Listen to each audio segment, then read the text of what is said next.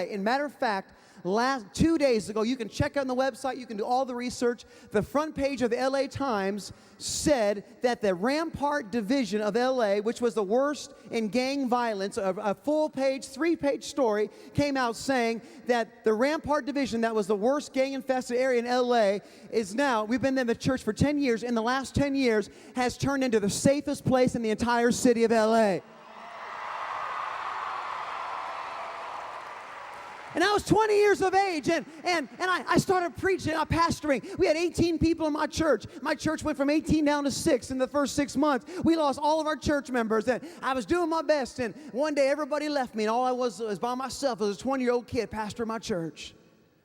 And the Lord spoke a word in my heart. He said, "What is the theme of your life?" I said, "The theme of my life is I'm supposed to pastor a great church. That's what my dad's done. That's what my heritage." He said, "No, that's not the theme of your life." He said, "The theme of your life is I want you to go through the streets of LA. I want you to rescue the broken and the dying. And I want you to change. I want you to restore gang members." I said, "God, I can't do it. I'm the only white guy in my neighborhood. I'm white, and whenever I ride a bicycle and wear a white shirt and a black tie, everybody thinks I'm a Mormon. I mean, it's tough being the only white guy in my neighborhood." He said, "The theme of your life, I want you to spend the rest of your life not being a great pastor in your city. I want you to be the city janitor. I want you to walk through the streets of LA. I want you to pick up broken pieces. I want you to talk to gang members, and I want you to repair." I said, "God, I don't look like them.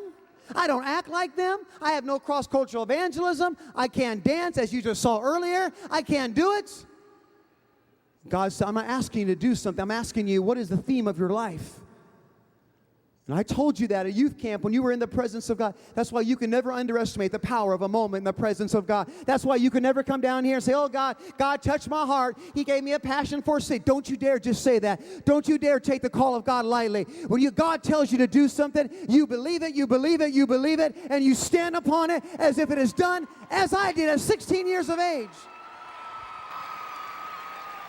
Through stuttering and through opposition and through, "You can't do it, you can't do it, you can't do it." Sometime all you've got to do is hold on to the promise of God long enough to see the miracle happen. There's a lot of young people that are called, but they didn't have the courage to hold on to the promise long enough to see it manifest in their life. And I started preaching. God began to do wonderful things, and miracles began to break out in our neighborhood. We began to buy homes in the community and take in drug addicts and rehabilitate 16 homes we bought, and we turned them into rehab centers for alcoholics and drug addicts and gang members. I mean, in our church, we got ex-drug addicts, we got ex-gang members, we got ex-pimps, we got ex-prostitutes, we got ex-criminals, we got ex-murderers, and that's just the pastoral staff. That's not including all the other people in the church, you know? Reaching out and making a difference. And all of a sudden, one day I'm driving up the freeway and I see this big old hospital, 400,000 square feet, 1,700 rooms, the largest hospital in America west of the Mississippi, right on the Hollywood freeway, 2 miles from Hollywood Boulevard. We needed more room for our church. I pulled off to a side and I saw a sign that said "for sale," and it was for sale for $29 million. I'm 22 years of age. Get this. I pull into the church. I walk in there, and Brad Pitt and George Clooney were doing a movie right on campus. I walked right up to Brad Pitt. I said, "Brad Pitt, man, how you doing?" And you know what he did? He looked at me. He said, "Pastor Matthew Barnett, how you doing?" No, he didn't say that. It just makes me feel good to tell you that. He really didn't do it.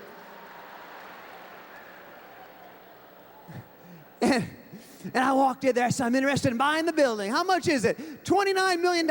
I said, "I don't have the money." I said, "But I got a dad that's got a lot of friends." Called him on the phone. They kicked me out of the building. They wouldn't even let me get a tour of the building. You'll say, "What did you do?" I found myself a back door when nobody was looking. They threw me out of the building. Said, "This is only for rich companies that are willing to buy, not some 22-year-old kid. Get out of here." But you know what I did? I found myself a back door when nobody was looking. And I gave myself an illegal tour of the campus. And I started walking around. And the Lord said, "What is the theme of your life?" He said, "I want you to build a church that will be open 24 hours, 7 days a week." I said, "What do you mean?" "Look out." He said, "There's prostitutes on the streets, 15-year-old boys and girls selling their bodies on Hollywood Boulevard. There's kids living in dumpsters and garbage cans and the young runaway street kids all over the city."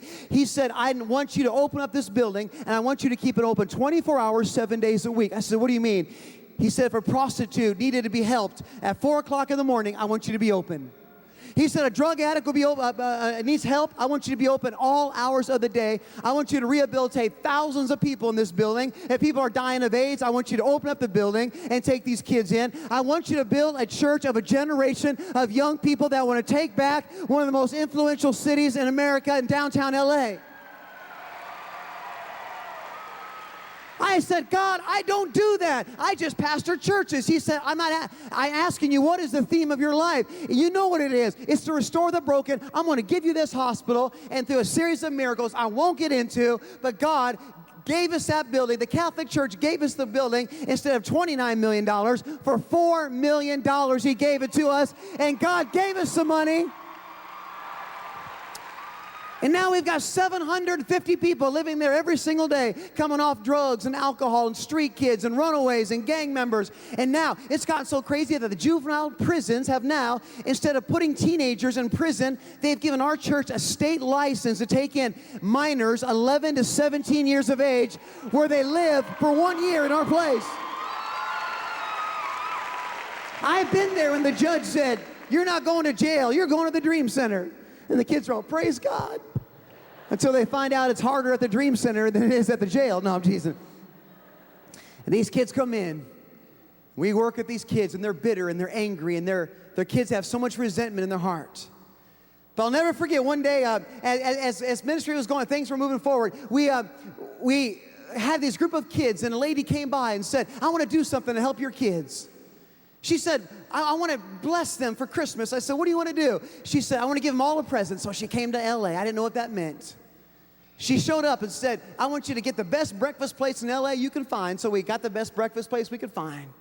And we had breakfast with all these inner city, about 49 inner city teenage kids in the heart of LA. Many of these kids have never been anywhere nicer than McDonald's in their life. And now they're eating at $30 a plate breakfast. They walked on in there, and Method Man was in there, the rapper. And the kids went up to Method Man, all these rehab kids, and said, hey, Method Man, you want to hear my testimony, what Jesus has done in my life? I mean, these kids are fearless. They're crazy.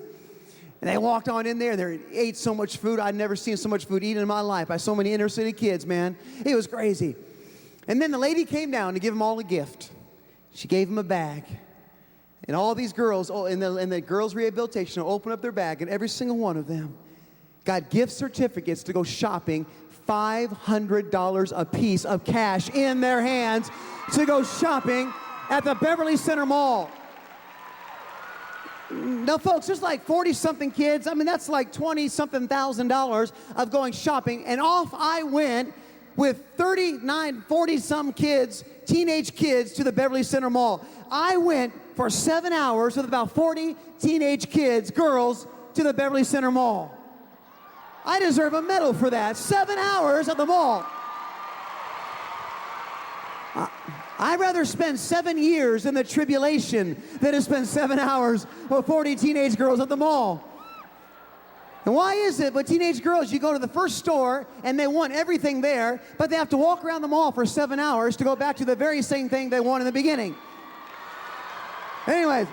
And so we off, and the girls were coming in trying out their outfits, and they walked in and they had their outfits, and I was the person that monitored their clothes to make sure there were no hoochie mama outfits, you know. And the girls would walk in, you can wear that, I can't wear that. And one of the little girls said, I want to spend all my money. I want to go to MAC Makeup. I said, what's MAC Makeup? She said, it's a good makeup place. I said, okay. And I realized I was in Beverly Hills, and the ladies in the makeup are always real mean and snooty unless you got money. So I ran up there ahead of time. I said, look, there's about 40 girls going to come in here. They look like they don't have any money. They're all wearing broken jeans and T-shirts. But every one of them, they got $500. Would you please, please, please be nice to them? I mean, they have Jennifer Aniston, pretty much all these actresses in there. They're like pushing them out of the way. Hey, girls, how you doing? Sit down. We're going to take care of you. And I walked around the mall with those girls for 7 hours, which felt like 7 years.